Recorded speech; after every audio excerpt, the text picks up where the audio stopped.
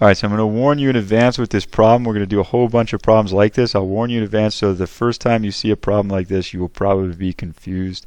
That's okay. I was join the club. I was confused the first time I saw this type of problem, and the second and the third, and it took quite a few before I got it. Hopefully you'll get it sooner than I did, but if you do enough of these, it'll start to make sense. So actually, after this video, this is where the textbook ends 3.4, but we'll have a whole nother day devoted to this in the class, and you can find that in the chapter 3 playlist. I'll title them 3.4 review day example 1 or 3.4 review day example 2, so on, and they're all going to be problems like this. So if it doesn't make sense the first time, like I said, join the club. That's okay. Alright, so again, we're talking about probabilities. Probability means what we want to happen over what could happen. What is the probability of picking a day of the week that starts with the letter T? Well, what do we want to happen? We want to pick one of the 2 days that start with T. What could happen? We could pick 7 days. So 2 out of 7. That's a simple example. In this example, it says a food manufacturer is analyzing 400 corn kernels for the presence of a toxin. 3 kernels, so they took a sample, right? There's obviously a lot more than 400 corn kernels. They just took a sample. 3 of them are poisonous. They have dangerously high levels, okay? So you have a sample, let's say you have a sample of 400 corn kernels, and it looks like here I'll put red for poison, okay, because usually poison containers seem to be red. So 3 of the 400 are poisonous, and then obviously you have 397 others. I'm not going to draw that many dots, but say all the little blue dots are not poisonous, right? And 3 of them are. Okay, you randomly pick 4 kernels from this sample of 400.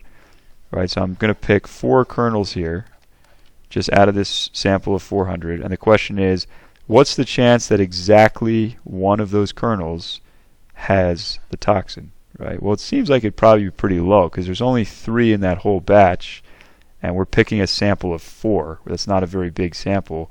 It's pretty unlikely that we got one of the poisonous ones because remember, there's 397 of these that are not poisonous. But how do we actually do this? All right, so this is where I said it might get a little confusing, but try to follow me as carefully as you can.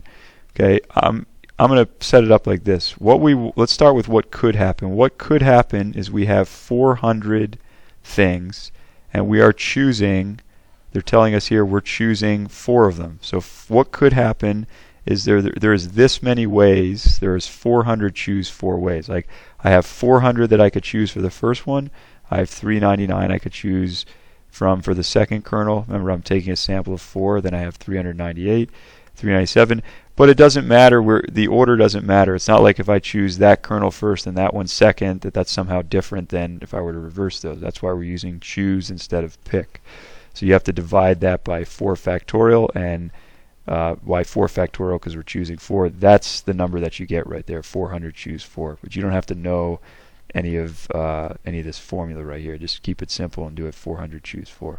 Okay, so that's what could happen. What could happen is there are 400 choose 4 ways that I could pick 4 kernels. What do we want to happen? And by the way, when I say want, I'm going to put that in quotes. We don't literally want to pick poison kernels, not unless you're kind of messed up, I guess. What we want is subjective. What are we interested in here? We're interested in the probability. Okay, so here's what could happen. If we are picking a sample of 4, we're being asked about 1 being poisonous. Right, so here's what it would look like. Here's the 1 poison, and then blue will mean not poisonous. Right, this is kind of what we want being in quote marks. We don't literally want to pick poison stuff. All right, here's how you could set this up.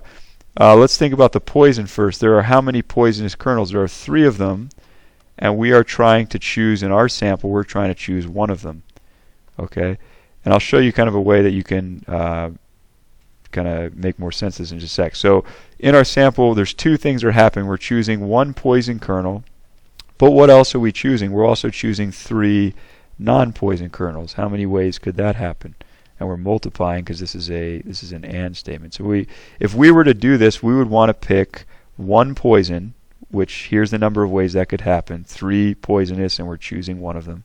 And so that's why there's a times right here. And we want to pick 3 non-poison. How many ways could that happen? How many non-poison are there? Well, there's 400 total. 3 of them are poison. So there are 397 non-poison. And we want to choose how many? we want to choose 3 of those. So this thing right here, this is what would have to happen if you were to get this scenario right here. And here's the shortcut I want to show you. Notice that this number plus that number should equal 400, and it does. And this number plus that number should equal 4, and it does. So this is how you can check to see that you're doing it correctly.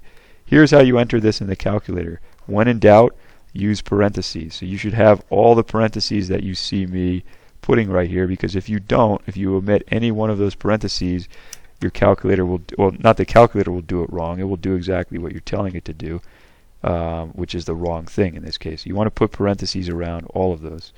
All right, so I am going to be plugging this in as well. So obviously you have to go to NCR, as we've talked about before, and these are going to be pretty big numbers. So you might be able to beat me to the answer here on the calculator. But when I plug all that stuff in, I get this right here. I get the following number. This turns out to equal 0.0296, and we could say 2.96% of a chance. So not a very good chance, but certainly a high enough chance to make that kind of worrying, I guess you would say. Okay, we could obviously round that up to about 3% or so. All right, so we will do many more examples. Look for the videos that are called 3.4 Review, something along those lines, because we'll do many more examples like this shortly.